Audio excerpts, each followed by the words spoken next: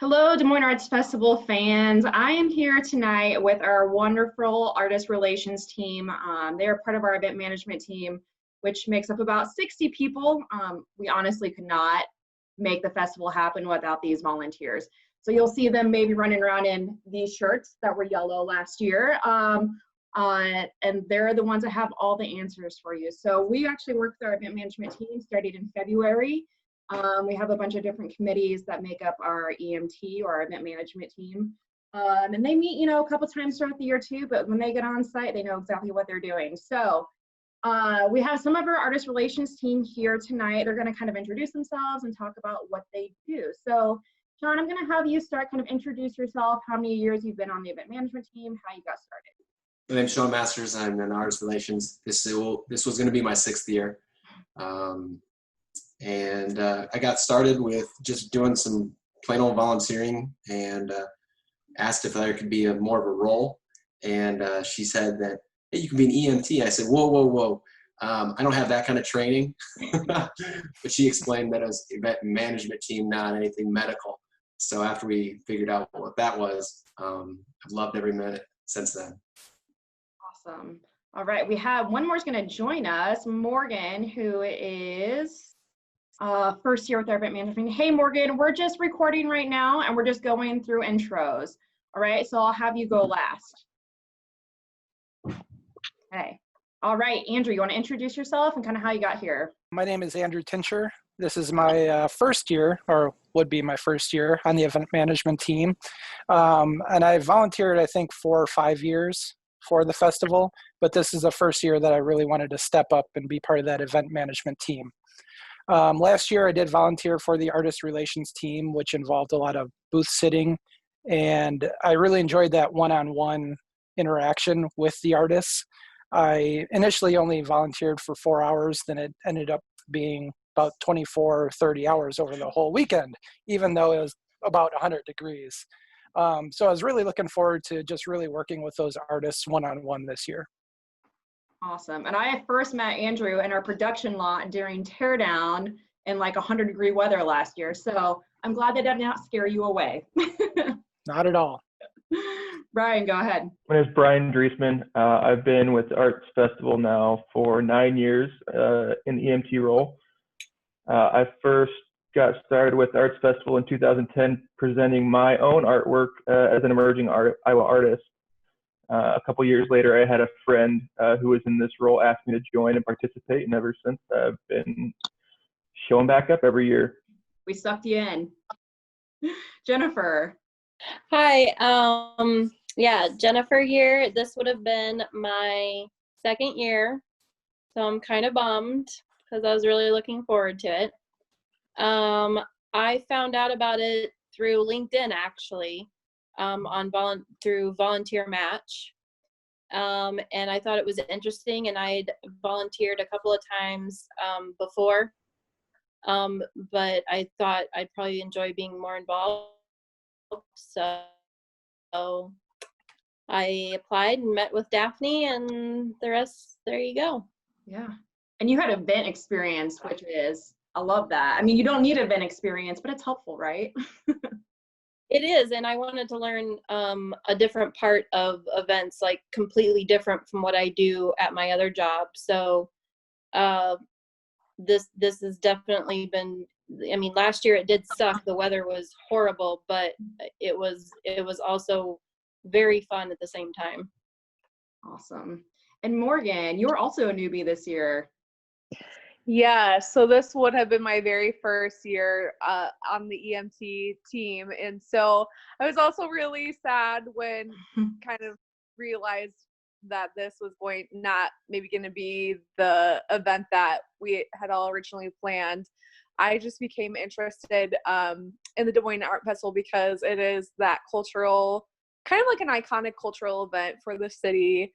I had moved back to the Des Moines area not too long ago, finished planning my wedding, and was like, I definitely have a lot more time on my hands. I want to find a way that I can contribute back to the community and be involved with an event that I think is really important and so fun. So I know that this isn't going to be, obviously the art festival is going to continue on in a different fashion this summer, and looking forward to see what the next few years are going to look like.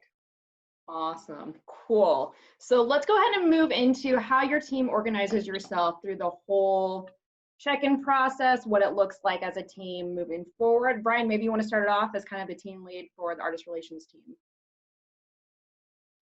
Yeah, so I guess we kind of break down the festival in a couple different areas. We kind of assign ourselves to different groupings, different sections, and the artists that are in those sections.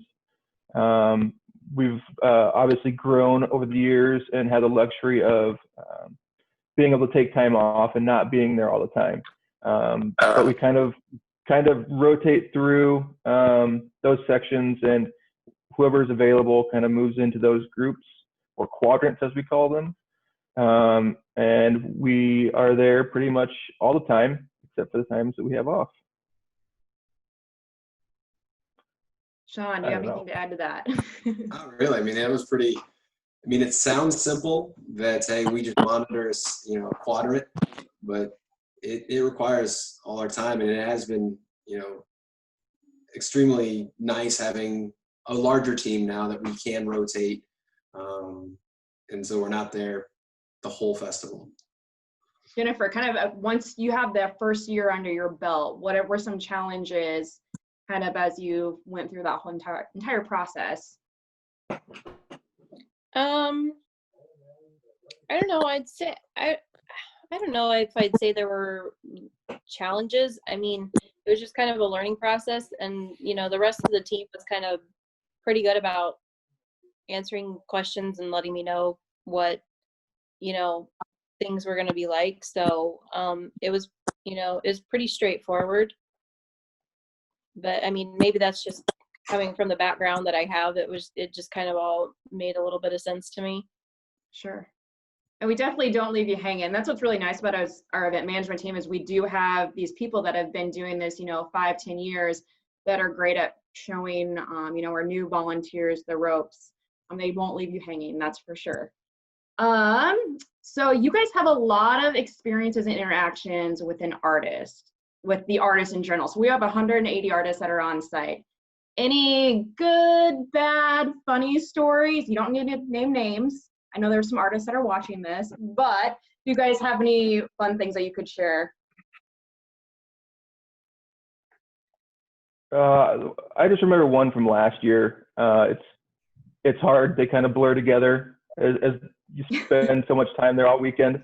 But last year I remember showing up on Sunday, driving down MLK on the south side of Des Moines. And if you've spent time in Des Moines, you understand that sometimes the train stops. And that divides where the artists park their vans from the festival.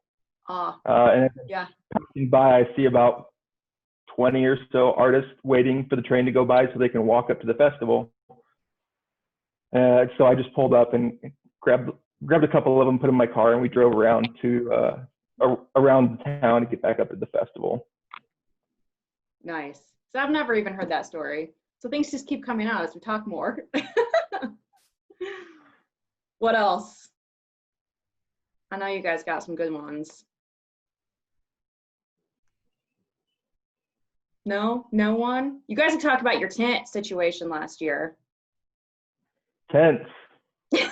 No accordion style tents. So let's preface that by saying we have a lot of rules and regulations that our artists are required to follow.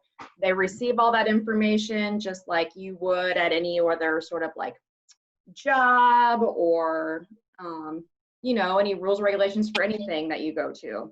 So keep that in mind as this story unfolds. And I just want to add, so I felt like there's a lot of positivity last year with all the artists.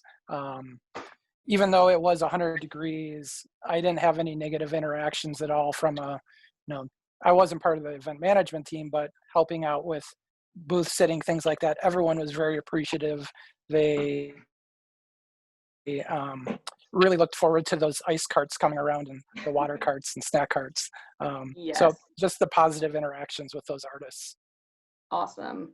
Which your tent interaction ended up being very well received. Yeah, I mean, for the most part, I mean, yeah, as long as everybody follows the rules, everything's fine. But as soon as you have that one artist that thinks that the rules don't apply to them, I mean, it puts the safety and all their merchandise at risk. So that artist, I mean, she had volunteers holding each post because the wind was so bad. And we're like, no, it's fine. It's fine. Well, obviously it's not fine. You've got 4 human beings holding your tent down and it's wanting to blow away. So it got taken care of though, and it was fixed. No one even knew it. The time I walked back to our office and walked back or past it, was it Friday night? It was all taken care of. Yep. It's great. You guys are quick. Nobody knows. This behind the scenes. You guys are like the Wizard of Oz, right? You're working behind the curtain. No one sees what's happening, and nothing bad happens. It's great, right? Yeah. So again, interacting with artists, what's one thing that would make your life easier during check-in or throughout the weekend to kind of help your guys' processes move along? What would you tell the artist?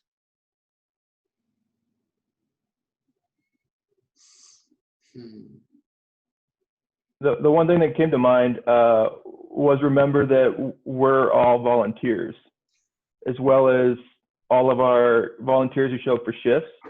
Come prepared. Be ready to be self-sufficient. But if you need anything, we have more than enough people to help you out, and we're glad to do that. But don't rely on us for things. That's a good one. I like that. Steven's gonna want to like replay this for them next year. Like I said, we're more than happy to help, and we can accommodate a lot of things. But there's just some things that expectations need to be level set, really. Yeah. To add to that too, if the artists do need anything, make sure you put up your yellow/orange cards. I know there's a little discrepancy as to what color it actually was, but I'm team yellow, but. Talk more about that, Andrew. Tell me more about that. I don't know. I think I heard that Sean thought it was orange for some reason, even though it's clearly yellow. I don't know. So when they raise their flag, what does that mean? Oh, that they need somebody to come to their booth to either, let them go to the restroom, or if they need water or something. Right. They need assistance. Yep. Yeah. Right. Okay. So it's a way that they can discreetly flag us down as we're walking by, so they don't have to stop interacting with their customers and patrons of the festival. Nice. They got to sell their stuff, right? Yep. Morgan, what questions do you have about artists for these guys? One of the things that I've been wondering is, how do you initially do you find it's best to just introduce yourself to each person kind of as you walk by when you initially get there, or do you just let that happen organically as the day goes on? People reach out to you with needs, and that's the best way? I guess more proactive versus organic interactions. Good question.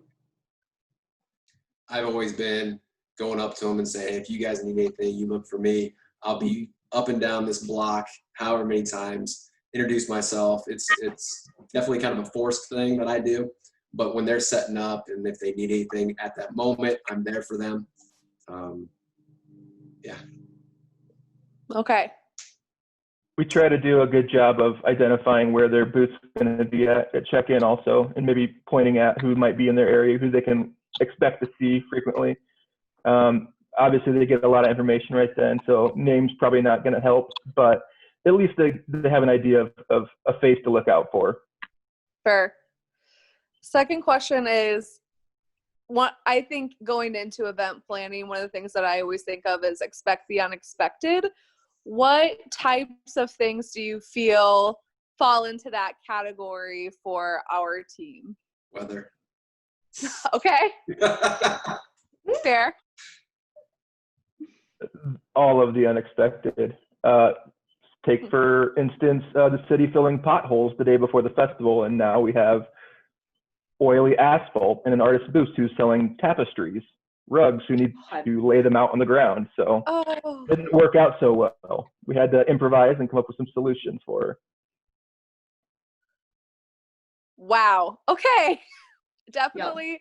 Weather is something I can think of and relate to, and just like day to day, but I would never have even thought of that as like, oh, like conflicts with city planning and that type of Yeah, thing. you think that on since my side of things we would have that conversation with the city, but you know. like kind of a big deal for the city too to have the event. So Yes. okay. Yes. Yeah. What about so we were talking about booths earlier, right? Our artist relation team actually selects the best booth award. So we're obviously a juried art fair, but that is one of the awards that we give out on Sunday morning. So past artist relation team members, what do you look for when looking for a best booth? Something different. I mean, something like that. What's that? So like what? Like different how? Was it the first year we gave it away to the box, the crate? That wasn't a tent, but was the crate. I'm blanking on that artist's name. Brian, do you remember? Yeah. Did we give that to him? I don't. Or no? I don't remember. Well, something simple, something like that. I mean, it's completely different than 4-post tent. But how they decorate it, or how they, it's just something different, something that the booth is drawing them in besides just the artwork.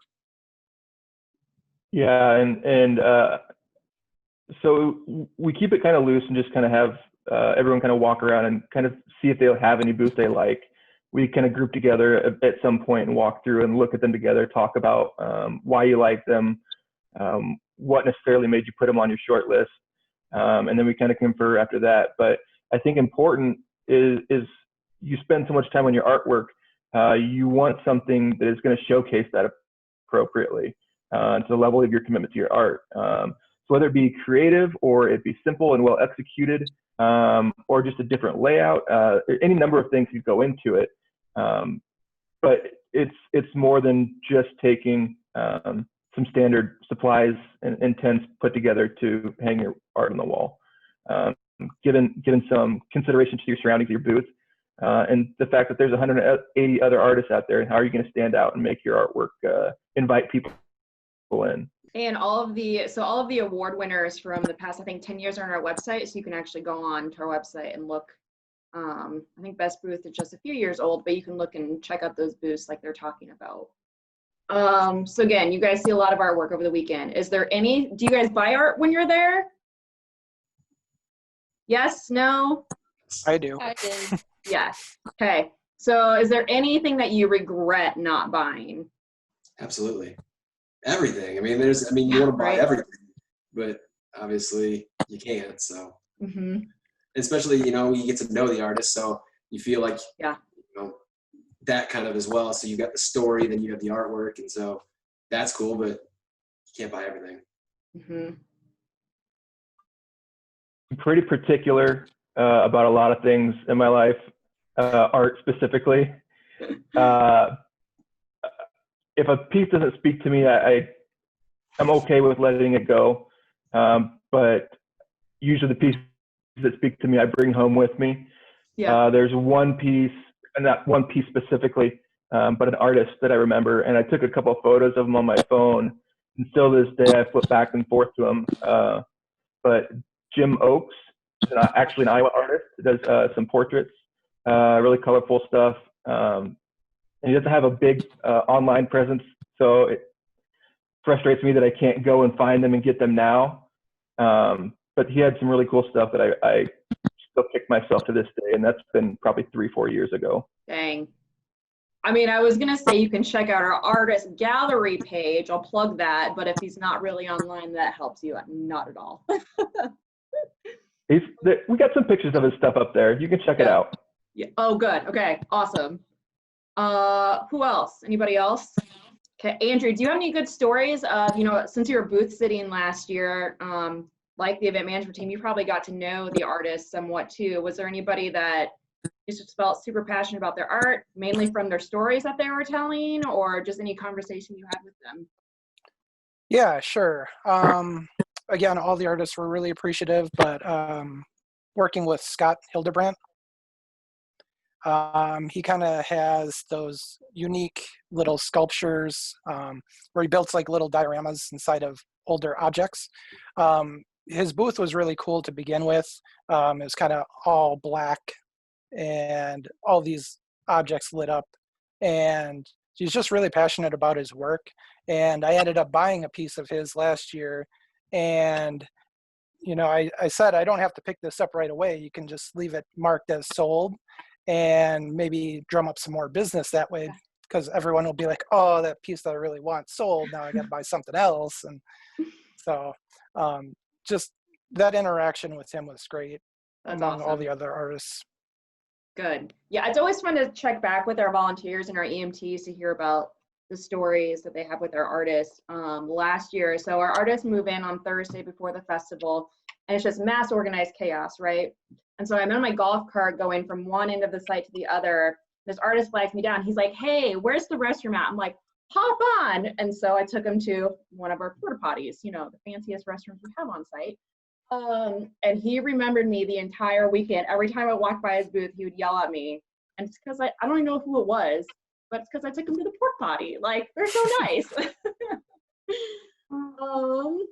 Okay, Yeah, oh, go ahead. Yeah, I was just gonna say, when you show up to a city and you have what do we have, over 200,000 patrons that come to the festival, and seas of faces you don't know, to have that one face that you recognize and you know is there to help you out is I feel like it's something they're appreciative of. Yes, and we definitely have one of the top event management teams in the country. The feedback from the artists is phenomenal every year on our volunteers. So thank you guys for that. We're so appreciative. I think I've gotten a couple Christmas cards too. Oh, love it. Yeah, they're just good, wholesome people for the most part, right? All of them. Yes, all of them. So what were you looking forward to the most this year, or what are you looking forward to next year? I would say probably just I really liked getting to know the artists last year. You know, especially when you sit in their booth for them, and then they come back and you chat a while, and that's just how I got to know a lot of them. So they travel a lot. They have all these amazing stories. So I'm really looking forward to meeting new people next year. Awesome. Morgan, what about you? Similarly, I was looking forward to just learning the ropes, getting involved, kind of getting my feet wet with the whole new processes, new people. I was also really looking forward to getting to know the EMT team more. So I'm not bummed out that those experiences are, not there, but I am looking forward to the fact that one, it's going to happen next year, and two, that the art festival has found new ways to keep the festival, to keep some of the stuff going throughout the summer, just in a different capacity. For sure. Awesome. Bryan. So building on that a little bit, we're a team of about 60 people. We meet throughout the year, and we get to know each other pretty well. And obviously supporting the arts is one thing that I'm a big fan of, including that is when you show up back at the office and new art has arrived from the EMTs purchasing it. Yeah. I like to try and figure out whose art it is and why they picked it. Does it fit their personality that I thought? And on top of that too, that'll happen next year, but this year you can do it. You mentioned it before, go to our gallery page, you can purchase, you can find their websites and support them there. Post a picture of it. That'll be, I guess, the 2020 version of me finding new artwork in the office from our EMT purchases. Love it. So you heard it. If you buy a piece of art from our gallery, post it on your social media so Bryan can see it. Much appreciated. Andrew. Yeah, I was really looking forward to meeting all the new artists this year, because I want to say, I don't have the numbers off the top of my head, but I think it was like 2/3 of the artists have not been here last year or at all. So just interacting with all those new artists, getting to know them, and just really learning the ropes of this team. Yes, same. Yeah, we had some great new artists that were going to be on our streets this year, but next year, they'll be here next year. Sean. See, I'm on the fence. I like the fact that we're getting a bunch of new artists, but also love the fact when we get our returning artists. So when I saw those numbers of all the new, I was like, but all my peeps aren't back. And so, but at the same token, you know, getting to impress the new artists with what we do here at the Arts, you know, in Des Moines is awesome as well. So hopefully next year maybe it'll be 50-50 instead of so many new people. I don't want to be overwhelmed. So the jury, man, they dictate everything. It's crazy. And now you'll just have more new peeps this year, right? true, very true. Yeah, awesome. Well, thank you, Artist Relations team. Again, we can't do this amazing festival without you guys. If you are interested in learning more about our event management team, that information can be found online at DesMoinesArtsFestival.org, along with our artist gallery page, where you can check out our artists that were invited to 2020, but will be with us in 2021. So thank you guys. We'll see you later. See ya. Thank you. Thanks, Daphne.